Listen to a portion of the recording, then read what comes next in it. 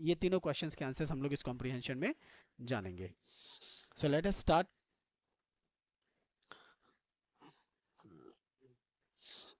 So Anil was asleep. Anil जो है वो सो रहा था. A beam of moonlight stepped over the balcony and fell on the bed. तो बीम का मतलब तुम यहाँ पे कह सकते हो it's this sort of light, है ना. इस तरीके से लाइट जो है वो उसके घर पे आ रही थी. सेंटेंस कह रहा है स्टेप्ड ओवर द बालकनी, यानी बालकनी के ऊपर से ये उसके घर, उसके बेड पे रोशनी जो है चांद की जा रही थी. तो और वो आराम से वहां पे सो रहा था बिस्तर पे. I sat up on the floor. मैं जमीन पर उठकर बैठ गया. कंसीडरिंग द सिचुएशन, और हालात का जायजा लेने लगा. मतलब कैसी सिचुएशन है, सब कुछ ठीक ठाक है नहीं है. If I took the money, अगर मैं पैसे ले लूं, I could catch the 10:30 express to Lucknow. मैं आराम से लखनऊ की जो ट्रेन है 10:30 बजे की, वो मैं पकड़ सकता हूँ. Slipping out of the blanket, चुपके से मैं ब्लैंकेट से निकला. I crept up to the bed, bed तक मैं रेंगता हुआ गया. So he crept up to the bed, रेंगता हुआ बिस्तर तक गया. अनिल वो स्लीपिंग पीसफुली. अनिल जो है एकदम इत्मीनान से, मतलब बेफिक्र होकर के सो रहा था. His face has clear and unlined. His face was clear and unlined. उसका चेहरा जो बिल्कुल साफ, और कोई शिकन नहीं था चेहरे पे. शिकन का मतलब कई बार होता है, बहुत सारे लोग स्ट्रेस लेते हैं, टेंशन लेते हैं, उनके पेशानी पे यहाँ पे निशानियां हो जाती हैं, राइट. तो not a single mark was there on his face. एक चेहरे पे निशान तक नहीं थे उसके, इतना क्लियर साफ फेस था उसका. Even I had more marks on my face, the mine were mostly scars. हालांकि मेरे चेहरे पे बहुत सारे निशान थे, और मेरे जो निशान थे वो क्या थे? स्कार्स. स्कार्स का मतलब कट मार्क्स के निशान हो सकते हैं, या कई बार होते हैं पिंपल्स वगैरह हो जाते हैं, तो उसके भी निशान निशान जो हो जाते हैं, उसको भी हम कह सकते हैं यहाँ पे. So it can be both. चोर है तो जाहिर सी बात है पिटाई खाया होगा, तो निशान जो है उसके चेहरे पे आ गए होंगे, है नहीं. और मे बी पिंपल्स के वजह से भी हो गए. तो ही हैड स्कार्स. तो तुमने वो मूवी देखी है, आई मीन लायन किंग? तो जो उसका विलेन होता है, हिज नेम इज स्कार. जो मुफासा का भाई होता है, his name is Scar. And Simba में भी वही विलेन था, जो उसकी सेकंड पार्ट आई थी लायन किंग की, आज जिसके यहाँ पे निशान था. तो वो लड़ाई में क्या होता है कि मुफासा का जो पंजा है उसके यहाँ पे लग जाता है, and for that he had that scar mark. इसीलिए उसका नाम क्या हो जाता है? स्कार हो जाता है. So now you will remember the meaning of scar also. Scar कब के बढ़ते हैं. तो उसके चेहरे पे बिल्कुल निशान नहीं थे, और मेरे चेहरे पे निशान थे उससे ज्यादा, और ज्यादातर वो कट मार्क्स के निशान कह सकते हो. My hand slid under the mattress. अब धीरे से मेरा हाथ जो है वो मैट्रेस के नीचे गया. Searching for the notes. Note को ढूंढ रहा है ना. ऐसे ऐसे करके टटोलना होता है ना, तो he was like looking for the notes. When I found them, जब वो मुझे मिला, I drew them out without a sound. मैंने बिना आवाज किए वहां से मैं निकल गया. Anil sighed in his sleep and turn on his side towards मी. साई जो वर्ड है यहाँ पे, दिस वर्ड SIGH, साई, इसका मैंने आपको पहले भी मीनिंग बताया होगा पॉसिबली कुछ प्रीवियस क्लासेस में. इसका मतलब हम लोग कह सकते हैं आहें भरना, हिंदी में अगर कहा जाए तो आहें भरना. So Anil sighed in his sleep and turn on his side towards me. तो अनिल जो है वो आहें भरता है, आहें भरते हुए उसकी तरफ करवट ले जाता है. I was startled and quickly crawled out of the room. Startled का मतलब होता है सरप्राइज्ड और taken aback. That can be the synonyms for this, है ना. भौचक्का हो जाना, सरप्राइज हो जाना. और क्विकली मैं घुटने के बल क्रॉल करता हुआ घर से बाहर निकल गया. When I was on the road, I began to run. जब मैं सड़क पे पहुंचा तो मैं दौड़ने लगा. I had the notes at my waist. मेरे कमर में वो नोट्स खुसे हुए थे. Held there by the string of my pajamas. तो मैंने पजामा पहना हुआ था, उस पजामे में जो नाड़ा था, नाड़े में मैंने उसको खोस लिया था, नोट्स जो बंडल थे नोट के. I slowed down to walk and counted the notes. फिर मैं धीरे धीरे चलने लगा और मैंने नोटों को गिना. 600 रुपीज इन 50s. 50 50 के नोट से टोटल 600 रुपए थे. 600 नोट नहीं थे, 600 अमाउंट था, ठीक है, और वो 50 के नोट थे सारे। तो how many notes? 12। I could live like an oil rich Arab for a week और टू। अब इतने पैसे थे तो उस टाइम की जिस वक्त स्टोरी लिखी गई, बॉन्ड के टाइम पे लिखी स्टोरी लिखी गई है, तो you can imagine the inflation के हिसाब से 600 would be like very handsome amount of that time, feel like rich, या चलो, या लेट्स गो हैव फन।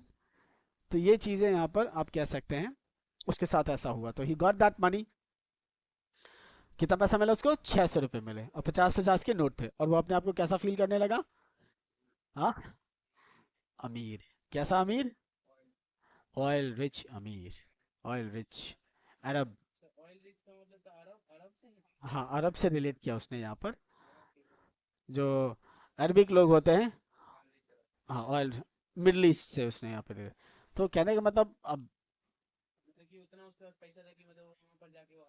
नहीं, उसकी तरह जिंदगी यहाँ गुजार सकता था। इट इज एन हाइपरबोली, बढ़ा चढ़ा करके अतिशयोक्ति हिंदी में जिसको कह सकते हैं, कहा जा सकता है, क्योंकि अरब्स के पास बहुत पैसा होता है। I mean they are not dying for 60,000। तो उस लिहाज से तुम कह सकते, that is the kind of metaphor, I mean comparison done over here. Like simile का यूज यहाँ पर किया है इसने, कि comparison Arab like oil rich की तरह कंपेयर किया यहाँ पे उसकी सिचुएशन को। इट्स नॉट कि एग्जैक्टली वैसा लाइफस्टाइल वो जी सकता है कि अब सोने का बुगाटी खरीदे, राइट, इट्स नॉट दैट, या गोल्ड आईफोन रखे कस्टम मेड, तो ऐसा नहीं। सुनने में ऑयल रिच का मतलब ये नहीं कि अब उतना ज़्यादा वो लाइफस्टाइल मैनेज करेगा, बट कंपैरेटिवली कहने का मतलब बहुत ऐश व आराम से वो कुछ दिन तो गुजार ही सकता है, कहने का ये। हाँ, next. When I reached the station, I did not stop at the ticket office. I had never bought a ticket from in my life. जब मैं स्टेशन पहुंचा तो मैंने कभी भी अपनी ज़िंदगी में टिकट खरीदा नहीं था, तो मैं रुका नहीं, चोर था, टिकट खरीदने की क्या ज़रूरत है, सीधा स्टेशन पे, है नहीं। But dash straight to the platform, सीधा मैं इस प्लेटफॉर्म में अंदर चला गया। The Lucknow express was just moving out. Lucknow express जो है वो धीरे धीरे वहाँ से निकल रही थी। The train had still to pick up speed and I should have been able to jump into one of the carriages. Train को अभी भी स्पीड पकड़ना बाकी था, और मैं आराम से किसी न किसी कैरेज में जा करके बैठ सकता था। बट आई हेजिटेटेड, लेकिन मैं हिचकिचाया थोड़ा, घबराहट हुई मुझे। For some reason I can't explain, क्या रीजन थी वो मैं नहीं एक्सप्लेन कर सकता। And I lost the chance to get away, और मैं वहां से निकलने का चांस मेरा क्या है, छूट गया। When the train had gone, जब ट्रेन जा चुकी थी, I found myself standing alone on the deserted platform. तो मैंने अपने आप को अकेला पाया एक वीरान प्लेटफॉर्म पे, कोई नहीं था। देखते हो ना रेलवे स्टेशन पे जब ट्रेन आ चुकी होती है कितनी भीड़ होती है, बस जैसी वो ट्रेन जाएगी, खासतौर से रात की ट्रेन जो होती है, तो आप देखेंगे प्लेटफॉर्म बिल्कुल सुनसान सा हो जाता है। इधर there is nobody on the platform और there are couple of people there, staff वगैरह कुछ हो सकते हैं, या एक आध लोग होंगे तो होंगे। Otherwise all the platform is completely blank, like some sort of haunted place, ऐसा लगने, डर लगने लगता है। I had no idea where to spend the night. अब मुझे कुछ समझ में नहीं आ रहा था कि मैं कहाँ रात गुजारूं। आई हैड नो फ्रेंड्स, कोई दोस्त नहीं था मेरा। Believing that friends were more trouble than help, क्योंकि मेरा ये मानना था कि दोस्त जो हैं वो मदद से ज़्यादा मुसीबत होते हैं, और to certain extent this is very true. जो है वो मुसीबत ज़्यादा है किस चीज़ से, मदद के। तो कई लोग जो हैं वो दोस्तों के चक्कर में अपनी लाइफ बर्बाद कर लेते हैं, कई लोग ऐसे होते हैं, जस्ट बिकॉज ऑफ फ्रेंड्स। जो वो उसने मैथ्स लिया तो मैंने भी मैथ्स लिया, अपने आप को देखा नहीं कि क्या मेरा मैथ्स अच्छा है कि नहीं है, तो देखा देखी पाप, देखा देखी पुण्य। चले आगे बढ़ते हैं। And I did not want to make anyone curious about staying at one of the small hotels near the station. और मैं नहीं चाहता कि कोई ज़्यादा उत्सुक हो, क्यूरियस हो, कि मैं किसी छोटे से पास में स्टेशन के होटल है वहाँ चले जाऊँ। 15 साल का लड़का कहाँ से आया इतनी रात में, कहाँ से आया भाई? हाँ, आधार कार्ड है? दिखाओ, मम्मी पापा का नाम क्या है? और बेचारा इसके चक्कर में क्या होगा, जाना था होटल, पहुंच जाएगा सलाखों के पीछे, गवर्नमेंट होटल पहुंच जाएगा, नहीं प्राइवेट होटल की जगह सरकारी होटल पहुंच जाएगा। तो इसीलिए वो जो है होटल में नहीं जाना चाहता था because he did not want anybody to be curious about him.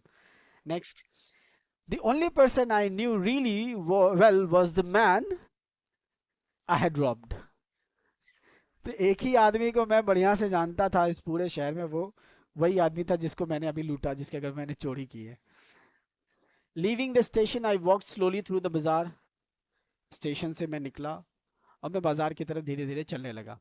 In my short career as a thief, I had made a study of men's faces when they had lost their goods. इस छोटे से career, चोरी का जो career था उसका, उसमें मैंने इंसानों के चेहरे को पढ़ना जो है वो सीखा था कि जब वो अपना कुछ खो देते हैं तो उनका चेहरा कैसा हो जाता है, रिएक्शन कैसा होता है उनका face. The greedy man showed fear. जो लालची आदमी होते हैं उनके चेहरे पे क्या होता है? डर होता है. The rich man showed anger. जो अमीर आदमी होते हैं उनके चेहरे पे गुस्सा होता है. The poor man showed acceptance. और जो गरीब आदमी आते हैं, जाने दे यार क्या ही कर सकते हैं, है ना, सिचुएशन के साथ कॉम्प्रोमाइज कर लेते, एक्सेप्ट कर लेते, ठीक है कोई बात नहीं, हो गया तो क्या करें. गरीबों की सुनता कौन है? नहीं, पुलिस के पास जाओ कंप्लेन कराने का उड़ता रहना ना, चाहे कंप्लेन करेगा भाव यहाँ से. तो there are many things which is there. तो देखो अभी जैसा हम बारहा इस बात को कहते हैं, लिटरेचर की इंपॉर्टेंस को हम जब बताते हैं, तो this is what you learn. आप बड़े राइटर्स की बुक्स को पढ़ते तो उन्होंने ज़िंदगी को बहुत सीखा हुआ होता है, और वो अपने स्टोरी के ज़रिए वो अपने एक्सपीरियंस को शेयर करते हैं, लोगों तक, दुनिया तक शेयर करते हैं. तो ये बात बिल्कुल हकीकत है. लालची आदमी का जब कोई चीज़ चुरा चुरा लिया जाए या उसका कोई चीज़ खो जाता है तो उसके चेहरे पर डर होता है. क्यों डर होता है? क्योंकि अगर मान लो पुलिस केस हुआ या कुछ ऐसा हुआ, कहाँ कहाँ से आया तमाल, कहाँ से आया, वो जो ज़मीन में गाड़ के निकला सब निकलने लगेगा ना. तो लालची आदमी होते हैं वही तो धोखेबाज भी होते हैं ना. जिनके अंदर लालच होता है वही तो धोखा करते हैं लोगों को, वही तो मतलब लोगों के साथ बेईमानी करते हैं. लालच ना तो बेईमानी क्यों करेंगे लोग? बेईमानी लोग करते ही इसलिए क्योंकि वो लालची है, ग्रीडी है. तो इसलिए उनके चेहरे पे वो डर होता है कि अब कैसे होगा, क्या होगा, नहीं होगा, सिचुएशंस के हिसाब से. जो अमीर लोग होते हैं उनके अंदर एरोगेंस होता है, घमंड होता है, एटीट्यूड होता है ना. हाँ, कैसे चुरा लिया मेरा सामान, अभी के अभी लाख के, तो मुझे पुलिस वालों को बोलेगा. नहीं तो बड़े बड़े लोग चाहिए, मतलब चाहिए, पूरा थाना सर पे उठा देंगे, क्योंकि पैसे का घमंड है उनको, तो गुस्सा हो जाते हैं. और बेचारे गरीब क्या करेंगे? कुछ नहीं कर सकते. So what is written here is absolutely very much true. तो ऐसे ही आप धीरे धीरे क्या करते हैं, जैसे आप लिटरेचर जितना ज़्यादा पढ़ते हैं, you start to understand people, you start to understand the behavior of people, psychology of human behaviorism. So that's why very important it is to read. पढ़ना बहुत ज़रूरी है. But I knew that Anil's face, लेकिन मुझे अनिल के चेहरे के बारे में तो पता था. क्या? When he discovered the theft, he would show only a touch of sadness. कि वो जब पता चलेगा उसे उसके घर में चोरी हुई है तो उसके चेहरे पे क्या होगा? हल्की सी उदासी होगी. Not for the loss of money, but for the loss of trust. ना के पैसे खोने का उसको कहूँ, क्योंकि पता है he's a carefree person. कोई फर्क नहीं पड़ता, आज पैसा आ रहा है, कल किसी को दे दे रहा है, खर्च कर दे रहा है, एंड देन फिर नो इश्यूज, कोई प्रॉब्लम नहीं है. फिर वेट कर रहा है, चेक आएगा तो देखेंगे. उधार ले रहा है, सबसे खा रहा है, पी रहा है, फिर पैसे आ रहे हैं, फिर दे दे रहा है.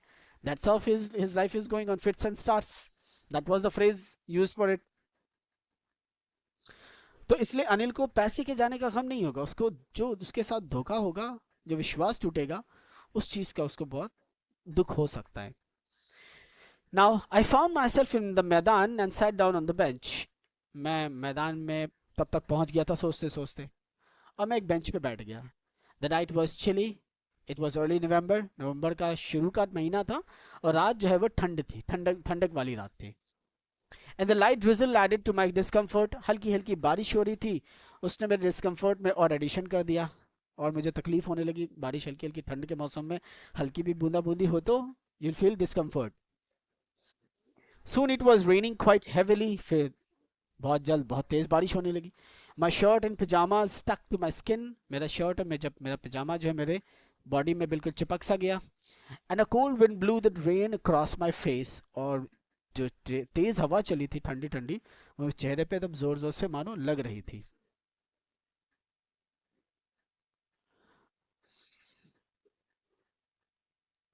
I went back to the bazaar and sat down in the shelter of the clock tower.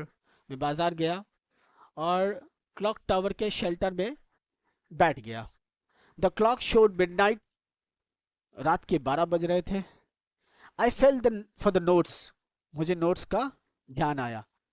They were dam from the rain. वो बारिश की वजह से क्या गीले हो गए थे. किसकी वजह से? बारिश की वजह से. यहाँ समझ में आया? वो बाजार में पहुंचा, फिर वहाँ क्लॉक टावर के शेल्टर में अपने आप को रख लिया ताकि बारिश से बच सके. फिर रात के 12 बज रहे थे और तब उसे अचानक ध्यान आता है नोटों का, और जब वो देख चेक करता है तो वो नोट जो है वो गीला हो चुका था. अनिल्स मनी. अनिल का पैसा. In the morning he would probably have given me 2 or 3 rupees to go to the cinema. सुबह में हो सकता है मुझे 2-3 रुपए देता कि जाओ सिनेमा देख के आओ. But now I had it all. अब तो मेरे पास सारे पैसे थे. अनिल का पैसा. सुबह में हो सकता वो मुझे 2-3 रुपए देता पिक्चर मूवी देखने के लिए, लेकिन आज तो सारे में पैसे मेरे पास थे. I could cook his meals. अब मुझे उसका खाना नहीं बनाना था. रन टू द बाजार. ना मुझे बाजार जाना था. और learn to write whole sentences any more. और ना ही मुझे पूरे सेंटेंसेस अब सीखने की कोई ज़रूरत थी. Now here comes the once again the important point. I had forgotten about them in the excitement of the theft. चोरी के एक्साइटमेंट में मैं तो उसके बारे में भूल ही गया था. किसके बारे में? To writing the whole sentence. You remember in the first comprehension we have discussed about the importance of education, that the thief was understanding the value of education, and that thing again stuck to his mind. इस चोरी के चक्कर में क्या वो इस important चीज को भूल चुका था. Whole sentences I knew could one day bring me more than a few hundred rupees. पूरा का पूरा सेंटेंस मुझे पता था कि एक दिन ये मुझे कुछ 100 रुपए से ज्यादा देकर जा सकता है या जा सकता था. It was a simple matter to steal. चोरी करना मेरे लिए बहुत आसान थी. And sometimes just as simple to be caught. लेकिन चोर हैं तो कभी कभी पकड़े जाना भी नॉर्मल रूटीन का हिस्सा है उन लोगों के लिए. But to be a really big man, a clever and a respected man was something else. लेकिन सच में एक बड़ा आदमी बनना, अक्लमंद इंसान बनना और इज्जतदार इंसान बनना, ये अपने आप में एक बहुत ही अलग चीज होती है. I should go back to Anil and I told myself if only to learn to read and write. तो मुझे सिर्फ अनिल के पास वापस जाना चाहिए. मुझे जाना चाहिए. क्यों जाना चाहिए? कम से कम लिखना और पढ़ना मुझे आ जाए. उसके लिए ज्ञान किताबों में है. सोशल नेटवर्किंग पे साइट्स पे ज्ञान नहीं बढ़ता है. समझ रहे हैं? ज्ञान किताबों में बढ़ता है. Read to the text and learn from there. आगे बढ़ते हैं. पढ़ना जरूरी है. बिना पढ़े तो लोग बहुत लोगों के बारे में कहते हैं लोग. I hurried back to the room feeling very nervous. अब मैं बहुत घबराया हुआ था. कमरे में गया. For it is much easier to steal something than to return it undetected. तो मैंने एक मालगुडी डेज एक सीरियल आती थी बहुत पहले, हम लोग जब छोटे बच्चे थे 90s में. अभी YouTube पे available. If you want to watch you can watch it. Pocket मार उसका एक एपिसोड है. बड़ा सुंदर एपिसोड है वो. If you want to watch it we can watch it on YouTube. तो उसमें एक चोर होता है, तो उसकी चोरी की आदत होती है. तो लॉन्ग स्टोरी है बट हाँ शॉर्टकट में बोलूँ तो वापस चोरी करने के बाद उसके पॉकेट में रखने जाता, वहाँ पे पकड़ा जाता. चोरी करने टाइम नहीं पकड़ा जाता, चोरी वापस जब पर्स को रखने जाता है तो पकड़ा जाता है. तो वही चीज़ है. क्या कह रहे हैं यहाँ पे कि it is easier to steal something than to return it undetected. चोरी करते हुए ना पकड़ाना ज़्यादा आसान है, लेकिन चोरी किए हुए सामान को वापस फिर वहाँ पे रखना ये ज़्यादा मुश्किल काम है. I open the door quietly. मैंने धीरे से दरवाजे को खोला. Then stood in the doorway. और दरवाजे पे खड़ा हो गया. In clouded moonlight. बादल आसमान में थे लेकिन चांद की रोशनी भी आ रही थी उसी बादलों के बीच से. Anil was still asleep. Anil अभी भी सोया हुआ था. I crept to the head of the bed. मैं रेंगते हुए बेड के सरहाने पे गया. No see head of the bed, सरहाना जो हम लोग यूज करते हैं आमतौर पे बेड के लिए. तो this can be use in English of that particular Hindi. Head of the bed. ठीक है ना? किसको कहेंगे? सरहाने को. And my hand came up with the notes. और मेरा हाथ जो है वो नोट के साथ आया। I felt his breath on my hand, जब मैं रखने के लिए जा रहा था तो उसकी सांस जो है मेरे हाथों पर आ रही थी, मैं फील कर पा रहा था। आई remained still for a minute, 1 minute के लिए मैं बिल्कुल वहां पर क्या हो गया, शांत हो गया। Then my hand found the edge of the mattress, mattress का जो एज है वो मैं ढूंढा, मैं अंधेरा था ही कमरा में। I slipped under it with notes, मैंने उसको नोट के साथ हाथ को अंदर डाला और नोट को छोड़ के वापस हाथ निकाल लिया।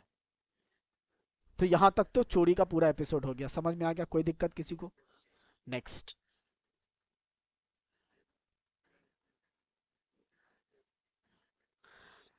I awoke late next morning to find that Anil had already made the tea.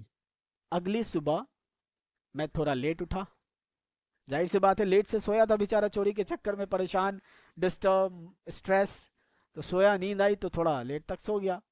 और जब वो उठा तो देखा कि अनिल ने पहले से ही चाय बना ली थी। He stretched out his hands towards me, उसने अपना हाथ जो है मेरी तरफ बढ़ाया। There was a 50 rupee note between his fingers, उसके दो उंगलियों के बीच में 50 के नोट थे, वो उसको उसने क्या किया, सामने किया।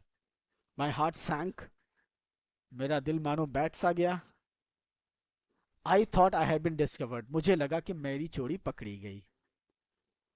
फिर वो एक्सप्लेन करता है, I made some money yesterday, now you'll be paid regularly. कहता है मैंने कल कुछ पैसा कमाया था, अब तुम्हें रेगुलर पेमेंट मिलेगा, पैसा मिलेगा। माई स्पिरिट रोज, मेरे मन को सुकून मिला, मैं बहुत खुश हुआ। But when I took the note, लेकिन जब मैंने उस नोट को लिया हाथ में, I saw it was still wet from the night's rain, वो रात की बारिश की वजह से जो नोट भीगा था वो अभी भी भीगा हुआ था। फिर अनिल कहता उससे, today will start writing sentences, आज हम लोग सेंटेंस लिखना सीखेंगे। ही न्यू, उसे पता था, but neither his lips nor his eyes showed anything, ना ही उसके होठों ने कुछ जाहिर होने दिया, ना ही उसके आंखों ने कुछ जाहिर होने दिया। I smiled at Anil in my most appealing way. You remember the first time when this same statement was used? पहली बार जब वो अनिल से मिला तो उसकी तरफ मोस्ट अपीलिंग स्माइल दिया, यहां पे भी उसने मोस्ट अपीलिंग स्माइल दिया। सो what is the difference between these two smiles? That was fake, this was genuine. This is the contrasting element of this statement, कि वो झूठी हंसी थी और ये दिल से निकली हुई सच्ची हंसी थी, जेन्युइन स्माइल कह सकते हो, क्योंकि वाकई में वो खुश था। किस चीज से खुश था? And the smile came by itself without any effort, और स्माइल खुद ब खुद निकला, ना मैंने कुछ कोशिश नहीं की थी स्माइल को करने के लिए। सो what is done over here bye Anil? Anil ने क्या किया यहाँ पे? उसे चोरी के बारे में पता चल गया था, क्योंकि नोट गीला था। तो ही रियलाइज्ड, क्यों नहीं उसने हैंड ओवर किया, पुलिस को क्यों नहीं कॉल किया? बिकॉज ही रियलाइज्ड कि इस इंसान को अपनी गलती का एहसास हो गया है। अगर मैं इसे वापस जेल में डाल दूंगा तो जो भी एक मौका है इसके पास अपनी जिंदगी को बदलने का, वो नहीं बदल सकता है। Now he knows the importance of education, तो हो सकता है पढ़ने लिखने के बाद इसकी जिंदगी चेंज हो जाए, डिफरेंट हो जाए, बदल जाए, है ना? सो इन वजहों से क्या किया उसने, उसको पुलिस के पास हैंडओवर नहीं किया, बल्कि उसको एक मौका दिया, क्योंकि चाहता तो वो लेकर भाग ही सकता था, है ना? वापस आने का मतलब है कि उसको एहसास हुआ, और सही बात है, उसको बीच में एहसास हुआ इस चीज का कि मैं अगर लिखना पढ़ना सीख जाऊंगा तो मेरी जिंदगी जो है बदल जाएगी। And that's the reason he came back to Anil once again. तो ये वो मेन रीजन था जिसकी वजह से अनिल जो है उसको हैंडओवर पुलिस के पास नहीं करता है। और फिर उसको एहसास हुआ पैसे की जरूरत इसको भी तो पड़ती होगी यार, है ना? ये भी इंसान है, इसकी भी अपनी कुछ ख्वाहिशें होंगी। अगर इसको टाइम टू टाइम पेमेंट मिले तो क्यों चोरी करेगा, है ना? Why would he steel? ठीक है, I am sure that you all have understood the lesson. किसी को कोई डाउट है? नहीं है? ओके, सो